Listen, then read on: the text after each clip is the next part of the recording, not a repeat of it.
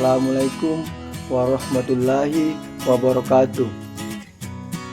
Segala puji syukur kita panjatkan atas hadirat Allah Subhanahu wa Ta'ala yang telah memberikan kita nikmat kesehatan sehingga kita masih bisa melakukan presentasi pada hari ini. Salam dan selawat selalu tercurah kepada Nabi kita, yaitu Nabi Muhammad Sallallahu Alaihi Wasallam. Ialah Nabi yang menyempurnakan akhlak manusia.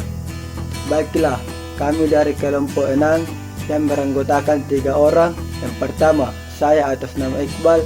Yang kedua, Nurfaida Said. Dan yang ketiga atas nama Rania Najah. Dan kami akan mempresentasikan terkait demokrasi nasional. Kepada Saudari Nurfaida Said, silahkan dimulai presentasinya. Baik, terima kasih atas waktu dan kesempatan yang telah diberikan. Saya akan memaparkan materi pertama, yaitu A. Menelusuri konsep dan urgensi demokrasi yang bersumber dari Pancasila. Yang pertama adalah pengertian demokrasi. Secara etimologis, demokrasi berasal dari bahasa Yunani, yaitu demos, yang berarti rakyat, dan kratos atau klepein, yang berarti pemerintahan atau kekuasaan. Sedangkan secara terminologi, banyak pandangan tentang demokrasi, namun tidak ada pandangan tunggal tentang apa itu demokrasi. Namun, demokrasi Indonesia adalah demokrasi yang berdasarkan Pancasila.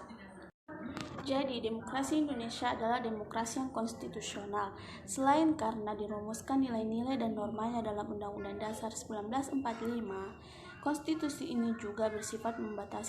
Kemudian yang kedua, ada 3 tradisi pemikiran politik demokrasi.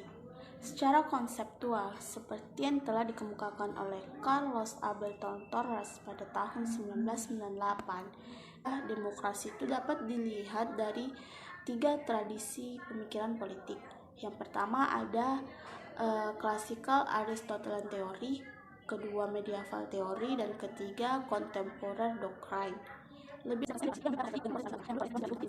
Yang pertama ada konsep protective demokrasi, yang kedua konsep developmental demokrasi, dan yang ketiga ada konsep equilibrium demokrasi, dan yang terakhir ada partisipator demokrasi. Kita lanjut ke yang ketiga, pemikiran tentang demokrasi Indonesia. Nah, di sini saya ingin bertanya, tahukah kalian siapa Bapak Demokrasi Indonesia?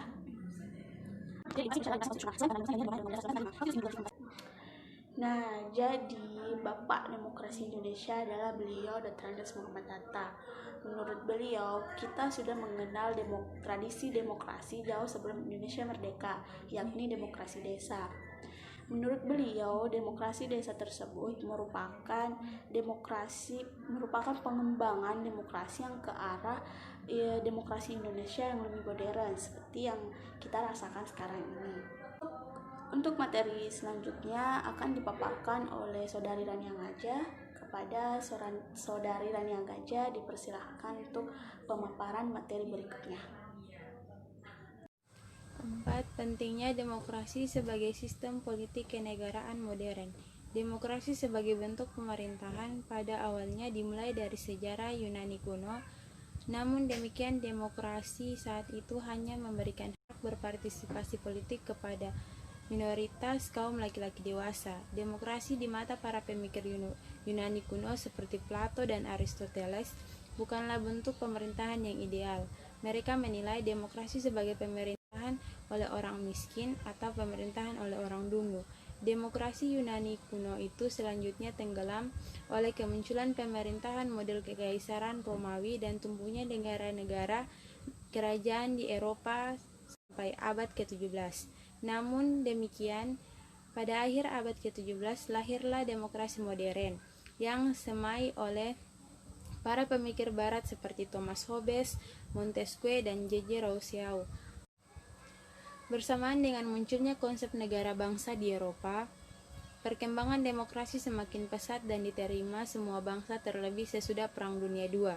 Suatu penelitian dari UNESCO tahun 1949 menyatakan mungkin bahwa untuk pertama kalinya dalam sejarah, demokrasi dinyatakan sebagai nama yang paling baik dan wajar untuk semua sistem organisasi politik dan sosial yang diperjuangkan oleh pendukung-pendukung yang berpengaruh. Dengan demikian, sampai saat ini demokrasi diyakini dan diterima sebagai sistem politik yang baik guna mencapai kesejahteraan bangsa.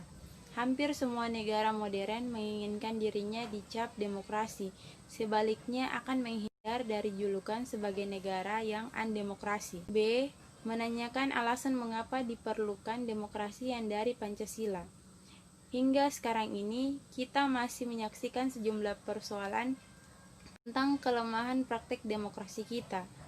Berapa permasalahan tersebut yang sempat muncul di berbagai media jejaring sosial adalah: 1. Buruknya kinerja lembaga perwakilan dan partai politik. 2. Krisis partisipasi politik rakyat. Ketiga, munculnya penguasa di dalam demokrasi. Dan keempat, demokrasi saat ini membuang kedaulatan rakyat karena terbatasnya kemampuan untuk berpartisipasi dalam politik. Secara lebih spesifik, penyebab rendahnya partisipasi politik terjadinya krisis partisipasi politik rakyat disebabkan karena tidak adanya peluang untuk berpartisipasi, atau tersebut adalah: A. Pendidikan yang rendah menyebabkan rakyat kurang aktif dalam melaksanakan partisipasi politik. B. Tingkat ekonomi rakyat yang rendah. Dan C. Partisipasi politik rakyat kurang mendapat tempat oleh pemerintah. Munculnya penguasa di dalam demokrasi ditandai oleh menjamurnya dinasti politik yang menguasai segala segi kehidupan masyarakat, pemerintahan, lembaga perwakilan, bisnis, peradilan, dan sebagainya oleh suatu keluarga atau kroni. C. Menggali sumber historis, sosiologis, dan politik tentang demokrasi yang bersumber dari Pancasila. 1. Sumber nilai yang berasal dari demokrasi desa. Demokrasi yang diformulasikan sebagai pemerintahan dari rakyat, oleh rakyat, dan untuk rakyat merupakan fenomena baru bagi Indonesia ketika merdeka.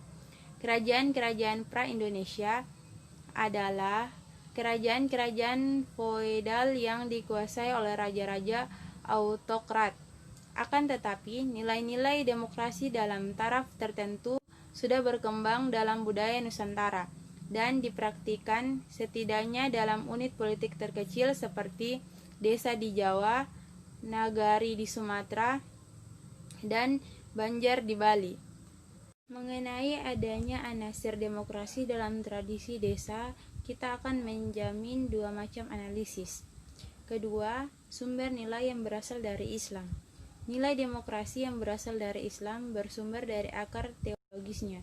Inti dari keyakinan Islam adalah pengakuan kepada ketuhanan yang Maha Esa atau tauhid monoteisme. Dalam keyakinan ini, hanya Tuhanlah satu-satunya wujud yang pasti. Semua selain Tuhan bersifat nisbi belaka.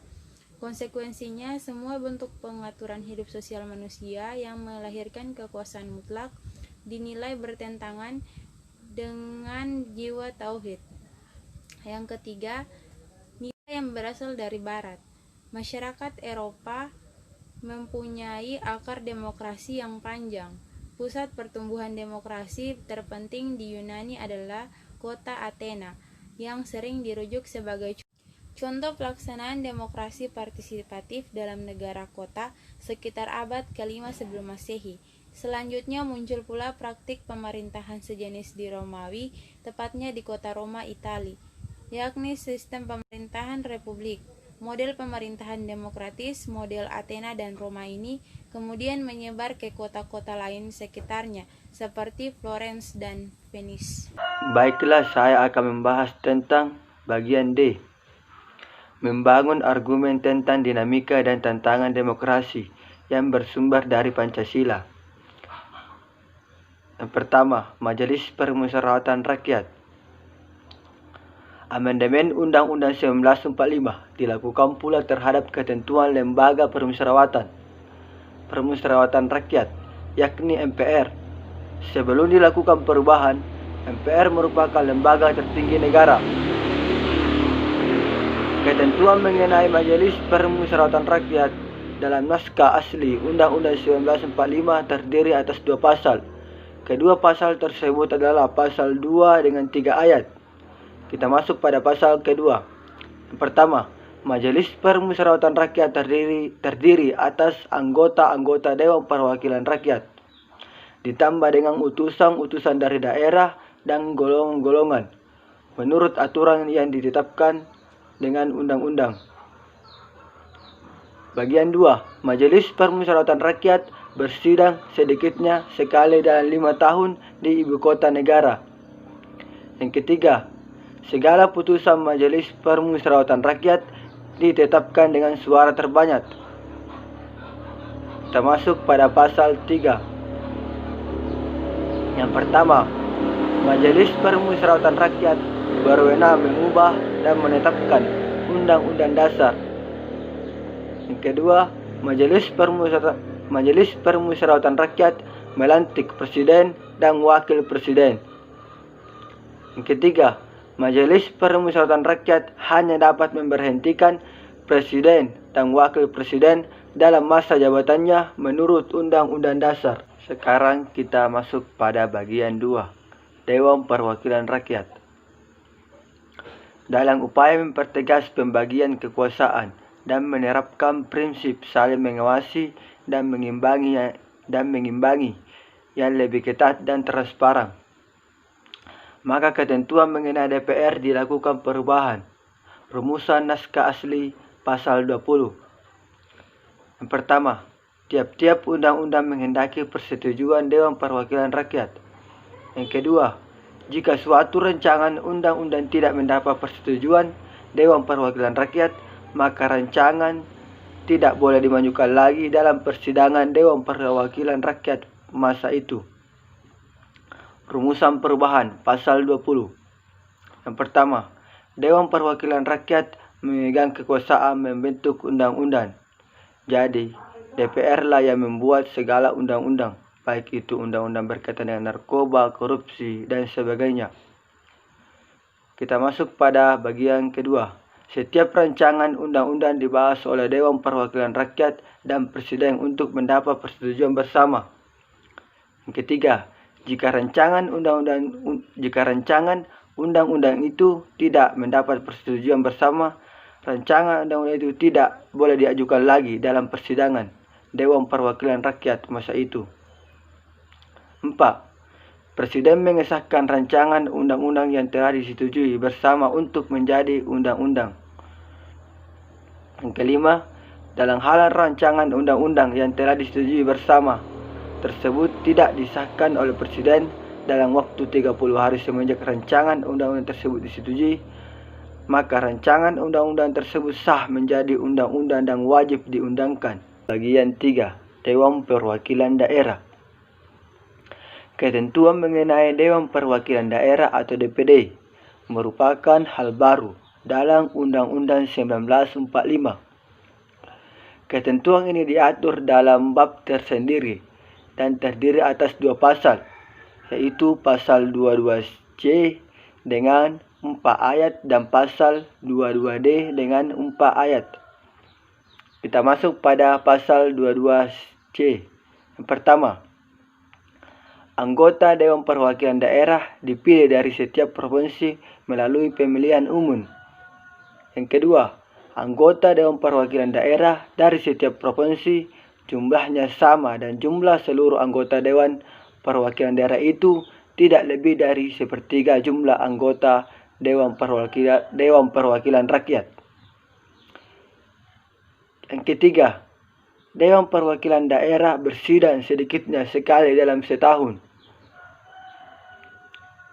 Yang keempat, susunan dan kedudukan Dewan Perwakilan Daerah diatur dengan undang-undang. Kita masuk pada pasal 22D. Yang pertama, Dewan Perwakilan Daerah dapat mengajukan kepada Dewan Perwakilan Rakyat rancangan undang-undang yang berkaitan dengan otonomi daerah, hubungan pusat dari daerah, pembentukan dan pemekaran, serta penggabungan daerah, pengelolaan sumber daya alam dan sumber daya ekonomi lainnya, serta yang berkaitan dengan perkembangan keuangan pusat dan daerah.